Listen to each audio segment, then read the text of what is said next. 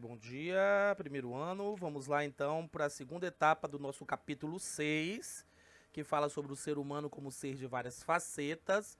Nós vamos estar falando então agora um pouco sobre Mirandola, né? Ele vai falar a relação da dignidade do ser humano. O que seria essa dignidade para ele então, né?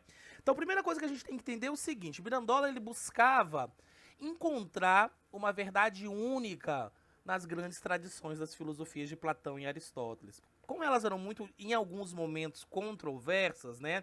Ele tenta fazer uma junção entre Platão, Aristóteles e a tradição judaica cristã, ok? Então ele vai tentar aí, vai ser um dos grandes símbolos do renascimento cultural.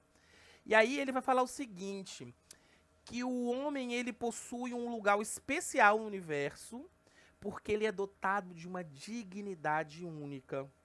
Ou seja, que dignidade é essa?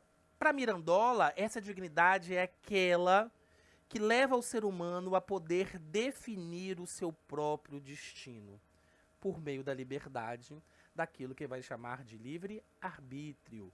Mais uma vez, bebendo na água de Santo Agostinho, como eles falam muito sobre essa questão da filosofia cristã. Então ele fala assim, olha, o ser humano, ele tem uma natureza diferente, porque, por exemplo, até dos animais e dos anjos. O anjo, por exemplo, ele tem uma natureza que ele é essencial, ela é imutável. Você já está pronta, está realizada. O ser humano, ao contrário disso tudo, ele pode se desenvolver da maneira como ele bem entende. Ou seja, é ele que vai buscar os seus próprios caminhos, é ele que vai desenvolver a sua própria natureza. Tá bom?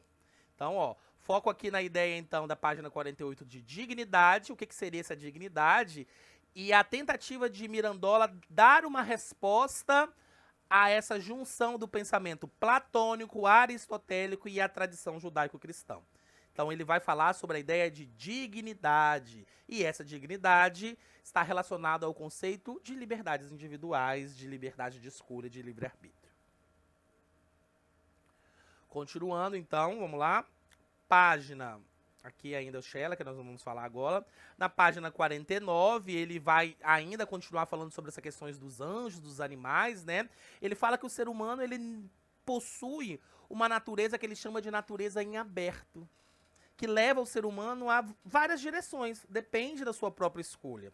Ou seja, é o ser humano que escolhe o seu destino, e isso é muito diferente dos animais e dos anjos, que já têm uma concepção já estabelecida, ok? Então a essência do ser humano ela não é fixa, ela pode ser desenvolvida por meio de sua liberdade. Ou seja, essa natureza indefinida vai levar a uma autonomia, o indivíduo vai ter autonomia. Então, como ele está tentando buscar esse conceito de uma relação do pensamento de Platão, de Aristóteles, com a tradição judaica cristã, ele fala o seguinte, olha, Deus, ele vai sempre falar sobre isso, né? Desculpa aqui.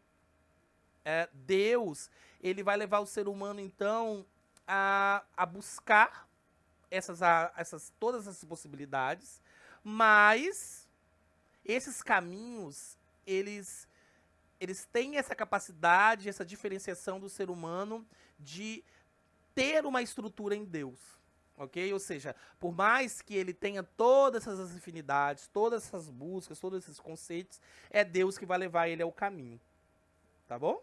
Então ele resume tudo muito num posicionamento e num apoio na figura de Deus, tá? No outro vídeo, não apareceu minha carinha bonita, que eu sei que vocês gostam de ficar olhando a minha carinha, porque eu tô usando o meu celular como webcam, porque não tem webcam. E aí ele acaba a bateria muito rápido com isso, tá bom? Mas eu tô tentando fazer da melhor maneira possível, tá? Um beijo, um abraço, bons estudos para vocês essa semana. E relembrando que depois a gente tira nossas dúvidas no Zoom, tá?